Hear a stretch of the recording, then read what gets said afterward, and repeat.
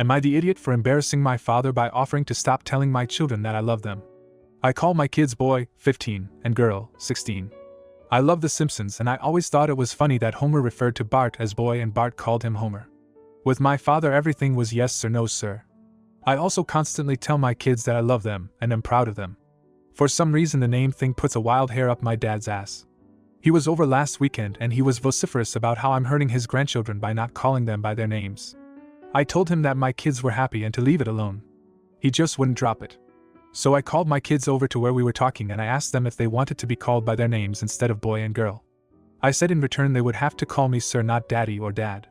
I said I would accept father in emotional conversations, but that I would no longer remind them every day that I loved them and was proud of them. They both were happy with the status quo. They know what my relationship with my father is like. My father got all pissed off and said that's not what he wanted at all. So I asked him how often he told my sisters and I he loved us or was proud of our accomplishments, or just as people. He said it was a different time. That his father was worse than him. So I asked him if he thought my kids were happier than myself and my sisters were growing up. I pointed out that my kids are happy. They are reasonably well adjusted. Now he is being pissy and my mom says he is upset that I think he was a bad father. He wasn't. He was just emotionally distant. I hated it. My sisters both had some therapy to help them choose better men. They both fell in love with any guy who gave them attention. My daughter knows her worth and won't settle for anything but the best. My son has no problem hugging me and telling me or his mom about his life. They are teens. I know I don't know everything going on with them. But I'm doing my best to be there and give them the support I never had. My kids know they are loved. I don't just say it. I try my best to show it. My dad thinks I'm being an idiot for pointing out where he didn't do great as a father when he tried to criticize my parenting. You're totally not the idiot for that interaction with your father. Where you might be in dicey territory is the parenting choice of using your children as props, and threatening, even in jest, to withhold affection. It sounds like you have a healthy parental bond, and your kids are old enough and know you weren't serious. But if they had any ambiguity about that, then you'd be an AH for causing it just to illustrate a point to your father. Everyone sucks here. The whole comment about you calling them by their names means they have to call you sir instead of dad. Sorry, but no.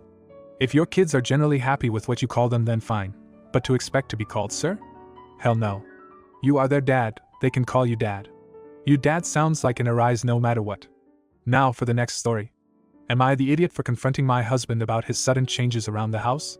I, female 40, have a habit of taking my 2 kids, 8F, and male 10, to visit my family in a suburban area close to the city we live in during the 1-week break they get at the end of their first semester each year at school. We've been doing that for as long as I can remember. This all started 3 years ago when my kids and I came back from my families. My husband insisted he had a surprise for me and that I would absolutely love it. Once I entered our living room, I discovered he had painted the walls a hideous shade of pink, almost peach but still mildly striking. I hated it. For context, we own a house far away from the city center to which we go to during weekend and in which I gave him full liberty to do his arts and crafts considering how much he loves doing these things. The apartment I came back to, though, is closer to our jobs and the children's schools, so we stay there during the week. I acted as if I liked the change and that it's refreshing to the living room that I had previously decorated in muted and monochromatic colors, but that these kinds of decisions should have been discussed prior. He agreed and we moved on. The next year, however, while driving back home from my parents, my husband called and informed me that he had yet another surprise for the kids and I, and that it involved our balcony. I loved our balcony, it was my safe place. I kept plants in there and spent all of my alone time in it, and so I was irritated at the thought of it changing without my knowledge. My husband decided to remove the demi-wall I hung my plants on and replaced it with a green metal grid and put plexiglass on the top area, so the balcony was completely closed now. He also disposed of all my plants that I've grown particularly fond of. I was livid to say the least, but kept it together in front of the kids and just went to bed since I was already tired. I figured I could just get new plants and not make a big deal out of this situation since my husband seemed happy about it. The next morning at breakfast, a silly argument started between us and my husband started stating all the things I do that he hates, and so I blew up and told him every single refreshment he'd done is hideous to me and that he has no taste in home decor and should stop believing he does. He got mad, stormed off, and is now giving me the silent treatment. Am I the AH for saying what was on my mind? Not the idiot. Why is nobody commenting on how malicious and controlling the husband's behavior is? He purposely destroyed her decorating in the living room and then threw out all her plants and closed in her favorite place in the house. He's trashing everything she likes. The husband is purposely doing this, and then when Opie objected, he had a list of complaints about her just ready to go. not the idiot. Painting is one thing, it can be painted over. Your husband definitely shouldn't have thrown away your plants. If he knows the balcony is your space, then yeah, he should have talked to you before he did anything. He should have talked to you about changes before he tried to do any. The house is owned by both of you, so I do believe a discussion should have happened before he did anything. Now for the next story. Am I the idiot for not letting my friends stay over at my house when they travel to visit and refusing to pay for their hotel? I, female 25, have friends, a couple, that moved a while back to another state because of college, and decided to stay there even after graduating. We keep contact via texting and video calls, but we've never seen each other face to face since they moved. They decided to travel to the city I live in so we can spend time together. We had all chosen a lot of things to do in the 2 weeks they're supposed to spend here. The conflict is that I don't want them to stay at my apartment, like sleep there overnight, while they're here, but they don't have family or other friends in this state or close by that they can stay with, which means they'd have to pay for a hotel. A day ago, when they arrived, we were talking and I asked them which hotel they picked. They were confused and Anna, female 26, asked what I meant. They thought they were going to stay at my apartment with me. We hadn't discussed where they would stay before they came here, and I assumed they knew they were going to stay at a hotel since they have never stayed at my home like that, and they know I don't let anyone stay over like that. Not even my parents or my boyfriend. They said they thought I had changed my mind about these things, but I never said I had, they just assumed I did. I live in an apartment alone, and even though there isn't a guest room, I have my old mattress that I could put on the living room or on my hubby's room, or they could sleep on the couch. But I refuse to do so and to pay or help pay for the hotel. They're both very annoyed with me and think I'm being selfish, but James, male 25, is furious. He thinks I am being ridiculous. Anna accepted to pay, but James wants to either go back or make me let them stay in my apartment. They're staying at a hotel at the moment, and we didn't do what we planned to do yesterday.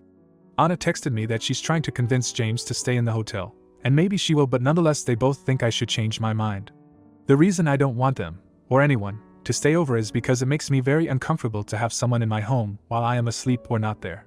I hate the idea of someone touching my things without my permission or seeing something I'd rather they not see, or even stealing something. And they know that, but thought I had become more lenient about it. I asked my parents and other friends what they think, and the general consensus is that it would be nice of me to let them stay, but since I am known to be quite neurotic between our friends and family, and it's not like I told them I changed my view nor implied they would stay, I wouldn't be in the wrong if I don't allow it. Everyone sucks here.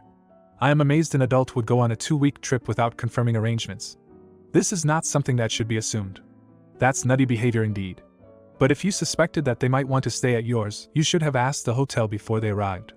I find it nearly improbable that you made all these plans and never had a clue they figured they would stay at yours. Everyone sucks here. Everyone involved made assumptions about a major aspect of this entire trip without talking about it. Yes, you're not obligated to let them stay with you, and they aren't entitled to stay there. But would it really be so bad to put a mattress down when you literally can to do a favor for your friends who traveled to see you? If so, then don't do it, but I don't think your friendship will be the same after this. Based on James, he might say this is the end of the friendship. Now for the next story. Am I the idiot for refusing to pay my friend back after destroying his property in an accident? I recently got into a huge argument with my friend, and I'm not sure if I'm the idiot or not. Here's what happened. A few days ago, my friend invited me over to his place for a small gathering with a few other friends. We were having a great time, but things took a turn for the worse when I accidentally knocked over a valuable antique vase that belonged to my friend's family. It shattered into pieces, and I could tell it was something of great sentimental value to him. Now, here's where the conflict arises. I immediately apologized profusely and acknowledged my mistake. My friend was understandably upset and demanded that I reimburse him for the vase, which he estimated to be worth a substantial amount of money. While I do feel bad about what happened, I flat out refused to pay him anything. My reasoning behind this decision is that accidents happen, and I believe it's unfair for him to ask me to cover the entire cost of the vase. I argued that it was his responsibility to safeguard his valuable possessions, especially during a gathering where accidents are more likely to occur. I also mentioned that I couldn't afford to pay such a significant amount. Since then, our friendship has been strained, and some of our mutual friends are telling me that I'm being unreasonable and that I should take responsibility for my actions. They believe I should reimburse him fully or at least offer to contribute toward the cost of the vase. However, I still feel like I'm not in the wrong here. So, am I the idiot? I need your judgment. Am I the idiot for refusing to pay my friend back for the antique vase that I accidentally broke? Should I reconsider my stance and try to make amends? I'm open to hearing your perspectives on this situation. TL.Dr. Accidentally broke my friend's valuable antique vase during a gathering, but I refused to pay for it because I believe accidents happen and he should have taken better care of his belongings. Now our friendship is strained, and I'm wondering if I'm the idiot in this situation. Update. I forgot to mention the cost of the vase. A friend told me it is around $3K $4,000. Update 2. Lots of people are asking me for more details on where the vase was, how I knocked it over and such. Basically, the vase was on top of this very tall cupboard in the living room. We were all drinking, some drunker than others. I was just tipsy, and I was chatting with another friend next to the cupboard, and I wanted to kinda lean into it and stuff, but I sort of slipped and instead ended up straight up bumping into it. Afterwards the vase just falls and breaks.